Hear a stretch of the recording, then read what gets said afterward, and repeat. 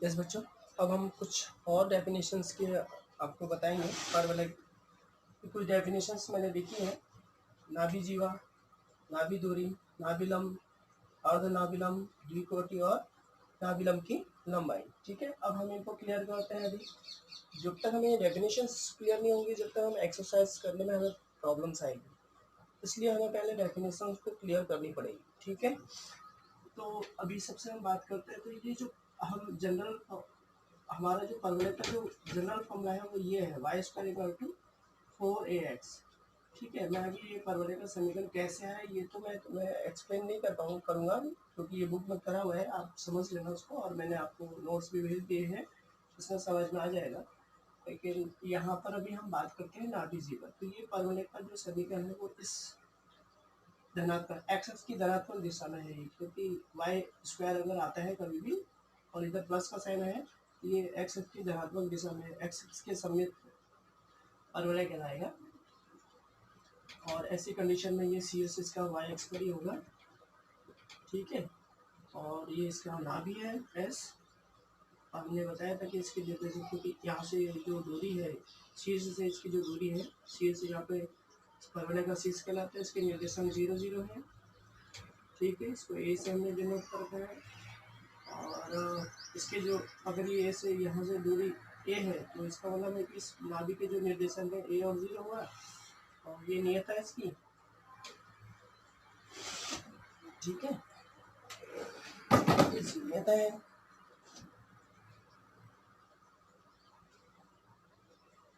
ये इसकी नियत है। ठीक है, जेड और जेड डैश। ओके, और नियता जितनी दूरी शीर्ष से नाभि की दूरी होती है उतनी है, क्योंकि स्थिर बिंदु से परवलय की ये एक बिंदु यहाँ पर परवलय पर भी उपस्थित है। इसके परवलय के किसी बिंदु से नाभि की जो दूरी है उतनी है उसकी स्थिर बिंदु से दूरी के स्थिर रेखा किससे दूरी बराबर होती है, तो ए इधर भी हो गया। इसलिए हमने कहा था कि एक्स का जो यहाँ पर नियता का जो समीकरण है वो एक्स बराबर माइनस ए है, क्योंकि इधर को ए है ना, तो माइनस आ गया ना एक्स का, एक्स के एक्स पर है ये। ठीक है, ये एक्स एक्स पर है। तो आपको ये हम सबसे पहले बात कर रहे हैं कि नाभि जीवा, यानी नाभि से गुजरने वाली कोई भी जीवा होगी ना, तो नाभि जीवा कहलाएगी। नाभि जीवा ये भी हो सकती है, क्योंकि नाभि एस है, एस से गुजरने वाली ये भी एक जीवा हो सकती है, कैसे भी गुजरे, ये भी गुजर सकती है नाभि जीवा। ये सारी नाभि जीवाएं कहलाती है। ओके, तो हमें नाभि जीवा की परिभाषा क्या हुई कि परवलय की पर स्थित किसी भी है ना, मतलब नाभि से गुजरने वाली परवलय की कोई ऐसी जीवा जो कि नाभि से गुजरती हो, तो परवलय की वह जीवा जो कि नाभि से गुजरती है उसको नाभि जीवा कहते हैं। सिंपल सी बात है।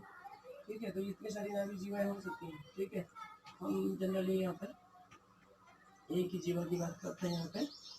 तो ये ऐसे ए और 0 है ना, और यहाँ पर ये जीवा बात कर लेते हैं, इसका नाम एल और एल डैश दे दिया मैंने, तो ये भी नाभि जीवा है।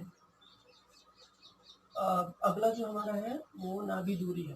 तो हमने बताया था कि नाभि से जो दूरी है, परवलय पर कोई भी बिंदु है, मान लो कि ये पी बिंदु है, तो पी से एस की जो दूरी है वो नाभि दूरी कहलाती है ना, तो ये नाभि दूरी कहलाती है।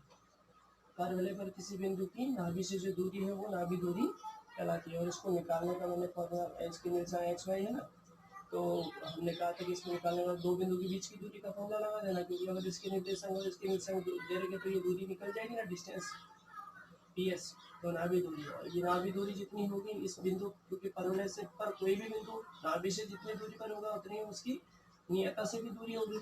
ठीक है, तो ये नाभि दूरी हम ये कह सकते हैं कि ना जो हमारा अगला पॉइंट है नाभि दूरी। ठीक है, नाभि दूरी कौन सी कहलाएगी इसको, तो नाभि है जो दूरी है वो एस पी और बराबर एस पी कहलाएगी। लेकिन एस पी का मान, क्योंकि नाभि से जो परवलय पर जितने भी बिंदु होंगे वो नाभि से उतनी दूरी पर है जितने की नियता से दूरी है, तो ये पी एम हो गया, पी एम के बराबर भी होगी। ठीक है, नाभि दूरी आपको अपने एस पी से व्यक्त कर सकते हैं, और क्योंकि एस से जो पी की दूरी है वही पी से एम की दूरी होती है, तो इसलिए हम इसको यहाँ पर ये भी लिख सकते हैं, ठीक है, ओके, बी से एम पी एम भी लिख सकते हैं। तो आपको नाभि दूरी क्लियर होगी। तो ये हमारी नाभि दूरी के बारे में है, ठीक है। और नाभि दूरी आप निकालना है, आपको निकालना है तो आप निकाल सकते हैं। मान लें कि ये ए है, तो ए से इसको हम एक ये ए है और ये के है, तो पी एम जो है किसके बराबर होगा, पी एन के बराबर होगा ना। तो यहाँ पर नाभि दूरी एस पी है और ये पी एम है, और ये एन के बराबर होगा, पी एम क्योंकि पी एन और पी एम एन के बराबर है। पी एम किसके बराबर, यहाँ से पी से एन पर एक्स पर लंब डाल देते हैं, तो पी एम जो है यहाँ पर यूँ कह सकते हैं, क्योंकि यहाँ पर नाभि लंब नाभि है, तो ये पी एम जो है एन के बराबर होगा, कि आयत बन गया ना, ये वाला आयत नहीं बन गया, एक आयत बन गया एक तरह से। यहाँ पे भी 90 हो 90 डिग्री हो गया, यहाँ पे 90 डिग्री, यहाँ पे नहीं, तो ये आयत बन गया, आमने सामने की भुजा बराबर होगी ना, तो पी एम और एन के बराबर हो गया। तो इसका मतलब हम ये भी कह सकते हैं कि एस पी और एस पी बराबर क्या हो जाएगा, यहाँ पर एन के बराबर भी हो जाएगा ये, ठीक है। अब एन से के की जो दूरी है तो कितनी है, यहाँ से एन से ए की दूरी, तो एन के को अपन क्या लिख सकते हैं, यहाँ पे एन को हम लिख सकते हैं एन के एन ए, एन से ए की दूरी और ए से के की दूरी ए के, और यहाँ से यहाँ की जो दूरी है वो कितनी के बराबर होगी, क्योंकि ये बिंदु है ना एक्स एक्स पे, तो यहाँ पे इसकी निर्देशांक एक्स और 0 तो होंगे ही ना इसके हिसाब से, तो एक्स होगी ये दूरी, यहाँ से लेके यहाँ तक जो दूरी होगी वो एक्स होगी, तो एक्स प्लस और ए के, ए से के की दूरी क्या है, हमने ए बताई थी यहाँ पे कि ये दूरी इसके बराबर है, उसको अपन ए मानते हैं, ठीक है, हमेशा। तब ये जब भी हम परवलय की बात करेंगे तो यहाँ पर अगर ये ए जो है यहाँ पर शीर्ष से नाभि की दूरी को व्यक्त करता है, ठीक है, इस परवलय में। तो ये ए हो गया आपका इधर, ठीक है। तो ये आपका नाभि दूरी का समीकरण बन गया, नाभि दूरी का क्या बन गया, ये समीकरण बन गया। तो एक्स बराबर नाभि दूरी को अपन एक्स प्लस ए कह सकते हैं, ठीक है, नाभि दूरी, ओके। और यहाँ पर एक्स प्लस ए हो गया। अब अगला है हमारा नाभि लंब। तो नाभि से नाभि लंब किसे कहते हैं, परवलय की वह जीवा जो कि उस नाभि से गुजरे और एक्स एक्स पर लंब हो, एक्स एक्स पर क्या हो, लंब हो। तो यानी ये देखो ये जीवा है, हालांकि ये परवलय की जीवा भी है और ये नाभि जीवा भी है, नाभि लंब भी है ये, क्योंकि नाभि पर ये एक्स एक्स पर ये लंबवत है। तो वह जीवा जो परवलय की वह जीवा जो कि एक्स एक्स पर लंबवत हो, एक्स एक्स के लंबवत हो, तो उसको क्या कहते हैं, नाभि लंब कहते हैं। नाभि से होकर जाने वाली वह जीवा जो एक्स एक्स के लंबवत हो, उस जीवा को हम क्या कहेंगे, नाभि लंब कहेंगे, ठीक है। और नाभि लंब यहाँ पर एल एल डैश हम कह सकते हैं। तो नाभि लंब यहाँ पर एल और एल डैश, ये नाभि लंब भी है, हालांकि इसको नाभि जीवा भी कहेंगे, लेकिन क्योंकि ये जीवा इसके लंबवत है एक्स एक्स पर, तो नाभि लंब कहलाएगा। बाकी नाभि जीवा इसको भी कह सकते हैं, ये भी नाभि जीवा है, लेकिन ये नाभि लंब नहीं है, क्योंकि यहाँ पर नाभि पर लंब 90 डिग्री का कोण नहीं बना रहा है, इसलिए नाभि जीवा नाभि लंब नहीं कहलाएगा, ये नाभि जीवा कहलाएगी, नाभि लंब नहीं कहलाएगा, ठीक है। और लेकिन ये जो जीवा है ये जीवा तो है, नाभि जीवा भी है और नाभि लंब भी है, दोनों है ये, ठीक है। ये नाभि से गुजरने वाले हैं और लंब भी है एक्स एक्स पर, तो नाभि लंब भी कहलाएगा, ये कंफ्यूजन नहीं होना चाहिए, ठीक है। अब हम बात करेंगे अर्धनाभि लंब।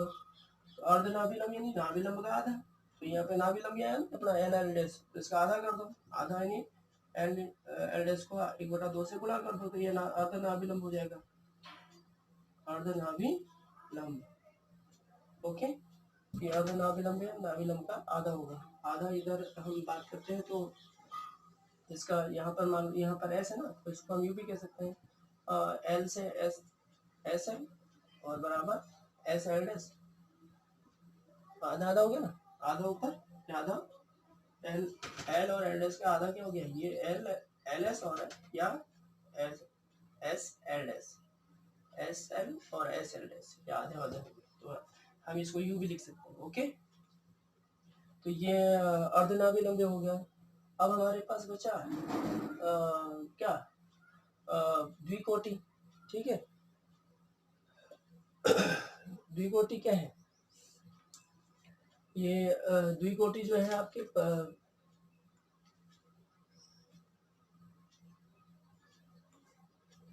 परवलय के अक्ष के जो लंबवत जीवा है उसको हम द्विकोटि भी कह सकते हैं। परवलय के अक्ष के लंबवत जीवा, वो लंबवत जीवा तो यहाँ से भी, नाभि से भी गुजर सकती है, कोई जरूरी थोड़ी ये भी है, ये भी कुछ, ये भी द्विकोटि है। अब द्विकोटि में देखो ये भी ये तो नाभि जीवा भी है, और एल एस नाभि जीवा भी है, और यहाँ पे नाभि लंब भी है, और यहाँ पर हम इसको द्विकोटि भी कह सकते हैं। लेकिन द्विकोटि कोई जरूरी नहीं है कि वो नाभि से ही गुजरे, लेकिन लंबवत होनी चाहिए, एक्स एक्स पर लंबवत होनी चाहिए। यहाँ पर भी होगा तो भी ये लंबवत है ना, ये द्विकोटि का रहेगा, लेकिन इसको नाभि लंब नहीं बोलेंगे अपन, ये नाभि लंब नहीं बोलेंगे, इसको द्विकोटि कहेंगे। इसको नाभि लंब बोलेंगे क्योंकि नाभि से भी गुजर रही है, ऐसी लंबवत रेखा जीवा क्योंकि नाभि से गुजरे नाभि लंब, इसको जीवा तो ये भी है, ये भी है, ये भी है। ठीक है, लेकिन ये नाभि जीवा है, ये द्विकोटि है, द्विकोटि है, और जीवा तो सारी है, तीनों ही है। ठीक है, तो हमें यहाँ पे ध्यान रखना है जीवा, नाभि जीवा और द्विकोटि। द्विकोटि हमेशा लंबवत रेखा होगी, लंबवत जीवा कहलाएगी, वो एक्स एक्स के लंबवत होगी, और वो कहीं से भी जा सकती है, लेकिन नाभि से जाती है तो नाभि जीवा भी द्विकोटि कहलाएगी। ये द्विकोटि ये भी है, ये भी है, लेकिन ये क्योंकि ये यहाँ पर हम जरूरी नहीं कि नाभि से ही गुजरे, नाभि के अलावा भी गुजर सकते हैं, इसलिए हम द्विकोटि इसको कहेंगे। ठीक है, ये भी द्विकोटि है, लेकिन ये नाभि से भी गुजर रही है, लेकिन ये नाभि, इसको हम नाभि लंबे नहीं बोल सकते, ये नाभि लंबे है और द्विकोटि भी है ये, लेकिन द्विकोटि है ओनली। ठीक है, क्योंकि वह जीवा, परवलय की वह जीवा जो एक्स एक्स पर लंबवत हो, एक्स एक्स पर लंबवत नाभि लंबे भी होता है, लेकिन ये नाभि से गुजर रहा है इसलिए इसका नाम नाभि लंबे है, लेकिन ये नाभि से नहीं गुजर रहा। ठीक है, ओके, क्लियर हो गया। अब हम बात करते हैं द्विकोटि के बाद हमारे पास है अगला जो परिभाषा है, वो नाभि लंब की लंबाई है। तो नाभि लंब की लंबाई कैसे निकालेंगे, ये नाभि लंब है एल एल डैश, इसकी लंबाई कैसे निकालेंगे, तो ये निकालने के लिए यहाँ पर एल की निर्देशांक क्या होंगी, यहाँ पर क्योंकि ए है तो एक्स का मान तो यहाँ पर ए है। ठीक है, अब हम इसको थोड़ी सी डाल देते हैं, क्लियर, इसी की बात करते हैं। तो ये नाभि, हमें क्या निकालना है, नाभि लंब की लंबाई, यानी ये नाभि लंब है एल और एल डैश, इसकी लंबाई निकालनी है पूरी, एल और एल डैश कितनी है। तो यहाँ पर क्योंकि हमें पता है नाभि के निर्देशांक ए और 0 है, तो ए यहाँ पर एक्स का कोऑर्डिनेट है और वाई के कोऑर्डिनेट 0 है, लेकिन यहाँ पर एक्स के कोऑर्डिनेट क्या होंगे, ए ही होंगे, ये जो दूरी है वो इसके बराबर ही होगी यहाँ से, और वाई के कोऑर्डिनेट हमें पता नहीं है, तो हम इसको मान लेते हैं ये वाई एस एल है या एल एस है। ठीक है, या एल एस है, तो एल एस मान लिया हमने, इसको y को हमने एल एस मान लिया। ठीक है, y लिख दो या y की जगह, तो एल एस मान लिया, और हमारे पास क्योंकि ये जो बिंदु है एल है वो परवलय पर स्थित है, तो इसको ये एल बिंदु परवलय को संतुष्ट करेगा। संतुष्ट करने का मतलब जब भी हम संतुष्ट की बात करते हैं तो उसमें परवलय, उस समीकरण, परवलय के समीकरण में उसका मान रख दो, तो एल के जो निर्देशांक है इसको संतुष्ट करेगा, मतलब क्योंकि एल बिंदु परवलय पर उपस्थित है तो परवलय में इसकी मान रखने पर इसको संतुष्ट करेगा। तो हम इसमें मान रखते हैं,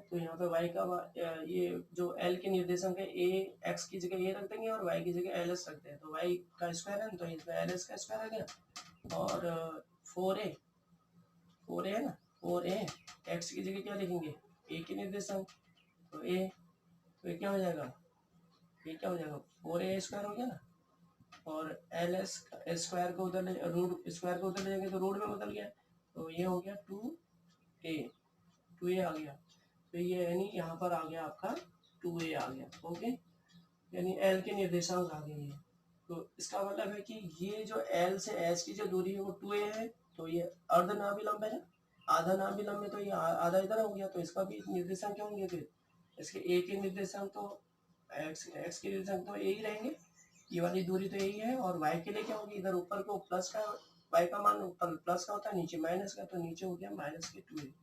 ओके, इस तरह से ये हमारा नाभिलंब के शीर्षों के निर्देशांक आ गए। अब नाभिलंब की लंबाई, तो नाभि की लंबाई कितनी होगी, यहाँ से यहाँ तक 2a होगी और यहाँ से भी यहाँ तक 2a होगी।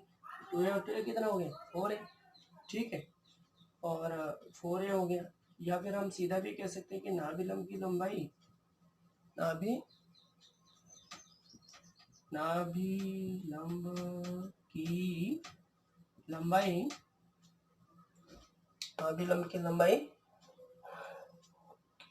नाभिलंब की लंबाई 4 है, यानी ये जो दूरी है ना शीर्ष से नाभि की जो दूरी है इसका 4 गुना। तो आपको इस शीर्ष से नाभि की दूरी का 4 गुना कर दो तो क्या हो गया, 4a हो गया। वैसे तो 2a ऊपर को 2a नीचे को, तो 2a क्या हो गया, 4a हो गया। ओके, तो इस तरह से ये आपके परिभाषाएं क्लियर हो गई। ओके, अभी इतना ही। कल अगला वीडियो हम अगली बार अगले के लिए